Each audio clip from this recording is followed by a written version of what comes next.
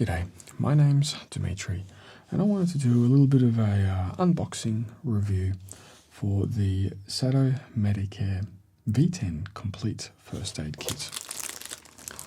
So this is a little bit of a video just to try and talk about some things that can be important. So a first aid kit I think is important, especially if you have a family. And so I've purchased this to actually just put in the car. And I think it's just handy just to have something that if you ever need anything, at least you know that it's there. This is going to sort of be hidden underneath the boot compartment where the spare tire is. So you'll never see it, but you'll always know it's there. And so, when I was growing up, there was definitely times when you got a few cuts and scrapes and stuff like that. And there was times where you got some nice little cuts. And it would always be handy just to have something there for you. So before I get into opening this kit, I just want to point out a couple of things that you would want to add to this kit pretty much immediately.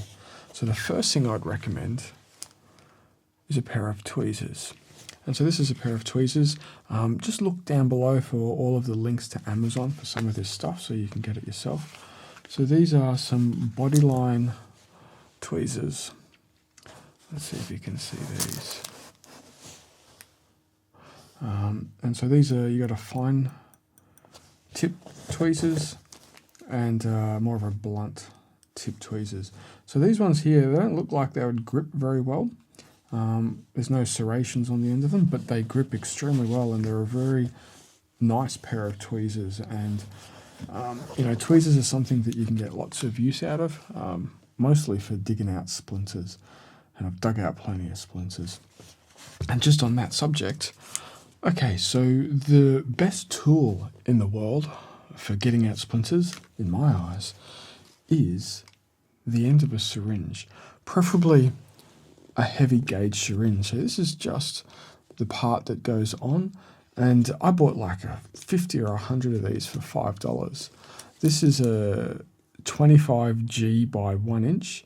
I'd recommend getting a thicker gauge syringe. I'll probably buy some more. I'll buy a couple of different types, some thicker ones and some thinner ones. But the reason why these are so great is in the thicker gauge, they're strong and they're razor sharp. And, instead of trying to use like a blunt sewing needle to try and dig splinters out and things like that, you use the end of a syringe, and it's just so much easier to remove splinters. Tip of the day, syringes for removing splinters, heavy gauge needles. And the other thing that this kit really needs is a good quality pair of scissors. It doesn't have to be good quality, but just reasonable quality that can cut stuff. So that's my pair of scissors. These are ancient old, they're about 25 years old. Tweezers, look down below for some links. All right, so here we go. This is the SadoMedcare First Aid Kit. So this is a cheap kit, and it's something that you can easily just buy and just put a couple of tweezers in there, some scissors, and it's pretty much a complete basic kit.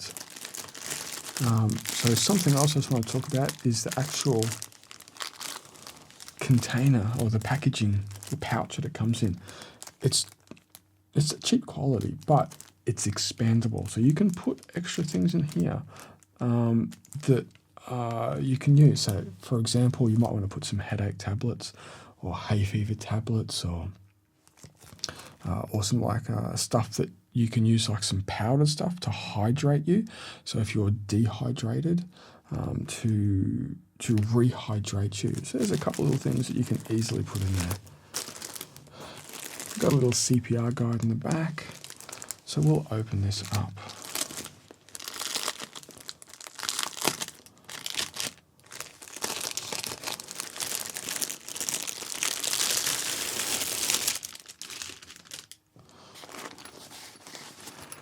Okay, so let's open this up.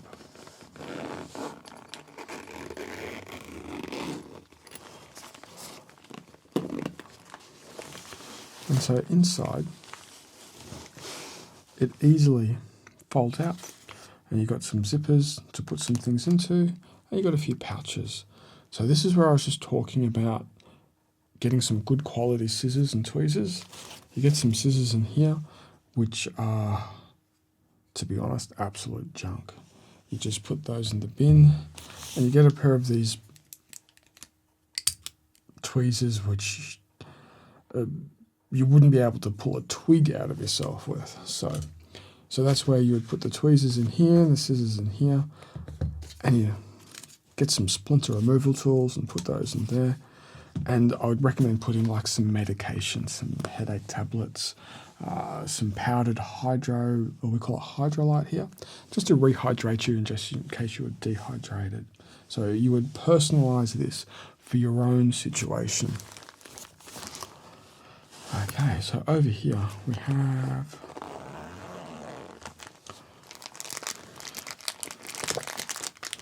have three, looks like 3-inch wide by about 10 foot long bandages, or 7.5 centimeters wide by 4 meters long. So these are some nice little bandages, which you will always be able to find use for at one point at a time, whether it might be wrapping up an ankle, or if you've got like a patch bandage, just to bandage something up. Very, very handy to have. And a bandage is something that you would definitely use over the course of your lifetime if you were to come into any type of minor incident. And also in this pouch here, you get a triangular bandage. And so this has got like plenty of different usage. You can make a sling, you can wrap your ankle up if you've twisted it or sprained it, bandage the head.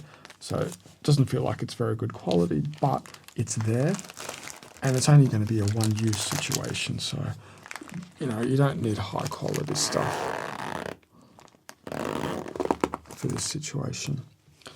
We'll go over here. So here is where you put your tweezers and your scissors. And in here, you've still got plenty of room to add some more stuff. You get one pair of safety gloves, and you get 6 sterile gauze pads. So these are 3 inches by 3 inches. And you know, you might dress a wound or a scrape or something, put this over and bandage it up. So very, very handy and very, very useful in situations. So you've got 3 bandages, you've got 6 gauze pads, you've got some safety gloves if you need them. And inside here, we have some bandages, some tape, some safety pins. We've got an eye wash, and an eye wash is something that you don't use very often, but if you ever got something in your eye, let's say a chemical or something foreign, it is helpful to have something like that, and I've used eye washes in the past, mostly squeeze bottle ones. You do get a nice emergency blanket. An emergency blanket can be used for a number of things: to keep you warm, protection against rain, signalling, even making water. You could even make water out of it. You get some 8 antiseptic pads, so that would help you to clean a wound. So something I might add to this is some type of antiseptic. So we might use like tea tree oil here in Australia. Put a little bottle of that into the pouch.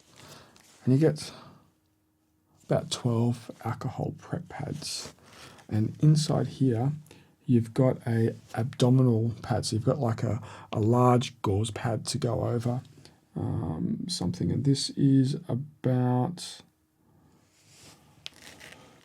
5 inches by 8 inches, or 12 centimeters by 22 centimeters. I'm just trying to talk in inches for people. And so there we go. So we've got 1, 2, 3 bandages, 1 large triangular bandage, some antiseptic wipes, eye wash, safety pins. The tape here is actually not bad tape, and the band-aids are actually quite good band-aids. They don't seal along the edges, but they're nice and big. I'll open one up and I'll show you.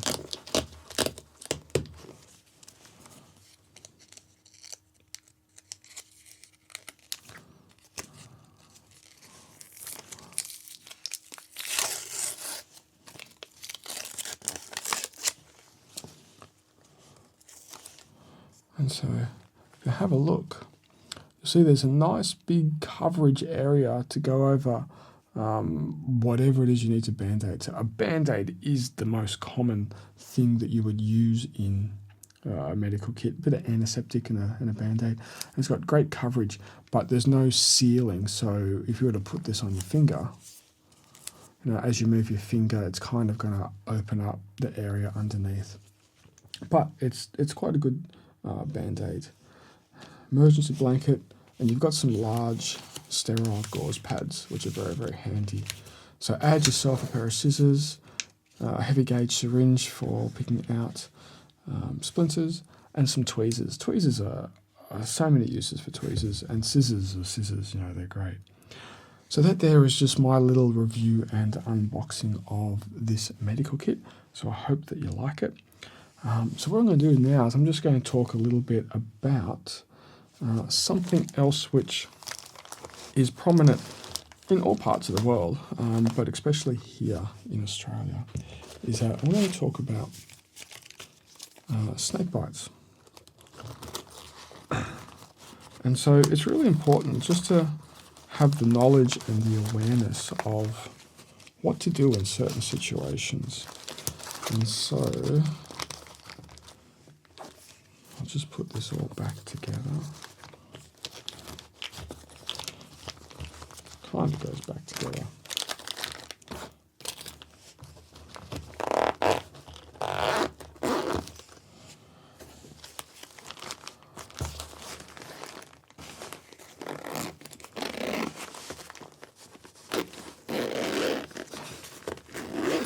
So that's the medical kit, so you can expand it a little bit. I quite like this one. Now, I want to talk about, there we go. This is the Bob Cooper Snakebite and Venom Creature Kits. So when you read that, you'd think, there's going to be some great stuff in here to help you and to help. All that you get in here, piece of paper,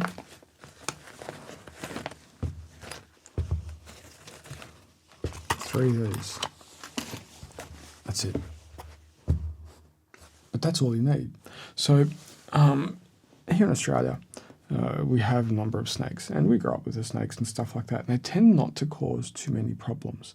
But just in case you were to be bitten by a snake, it would be so handy to have one of these and the knowledge on how to use it.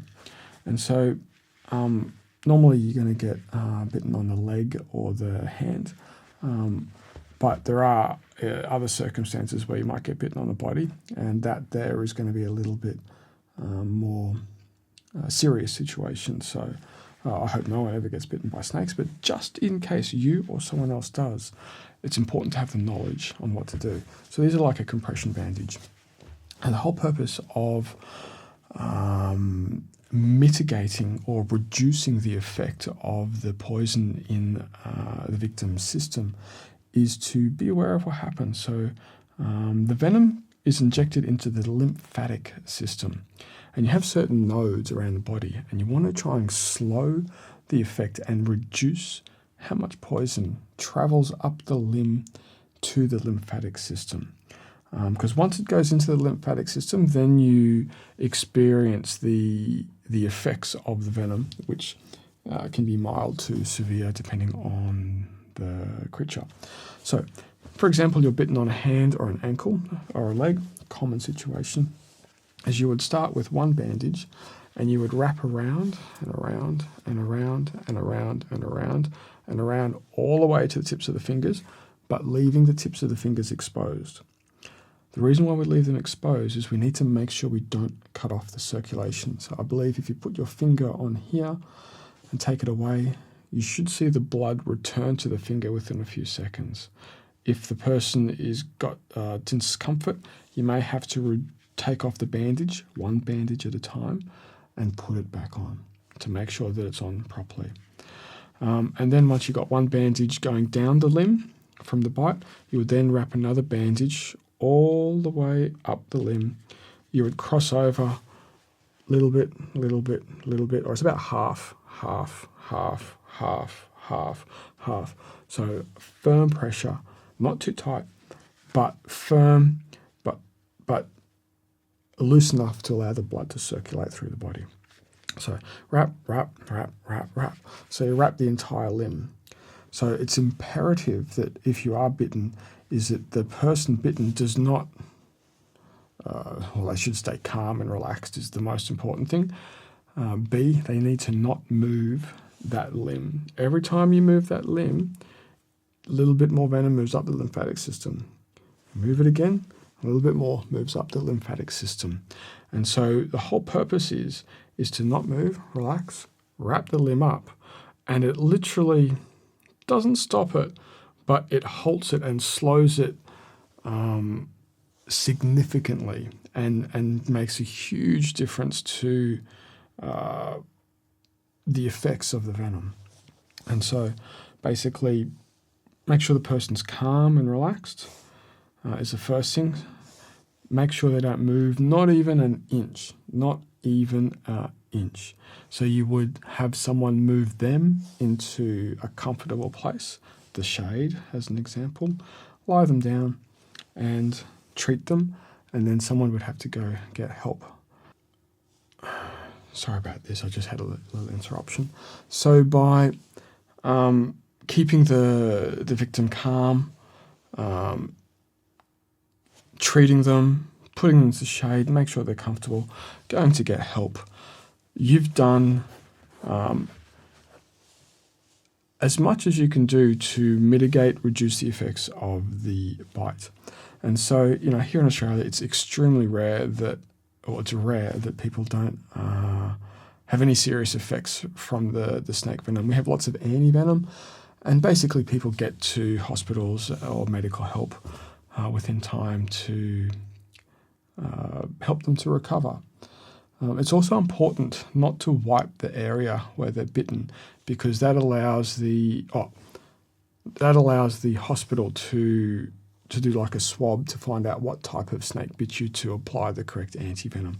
Also, after you wrap the person, is you mark the snake bite.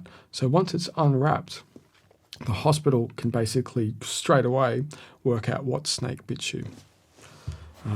So obviously the best course of treating a snake bite is to not get bitten, surprisingly enough. And so snakes, they don't have very good hearing, but they've got a very good sense of vibration. And so if you stamp on the ground in an area where there might be snakes, you'll let them know that they're coming, and most of the time they'll move away. An old Aboriginal bush trick. Well, first off, and if you don't have the compression bandages, you've got shirts, hopefully you've got scissors, you make your own compression bandages. You cut trousers off of long pants, just cut them off, rip them off, whatever, or just use them as they are and wrap them around the limb. You know, it's important to do this calmly, rationally, and just to sort of, you know, do it confidently. So you can use shirts, pants, whatever it takes to apply this method of compression to reduce the venom going up the lymphatic system. Old Aboriginal bush trick, as if they were to be bitten, is that they would bury their leg in the ground. Let's say the leg's the most common place to get bitten. And from some accounts that I've heard is that it was very rare that the Aboriginal people would die from a snake bite, because they had the bush trick to bury their leg, and that is practically identical to a compression type bandage to reduce the venom going up the lymphatic system. So that there is just me talking about snake bites. So with spiders, we don't have too many problems of spiders that are too deadly, but we do have stuff in the ocean which you got to be careful of. And so the same technique would apply pretty much to those guys.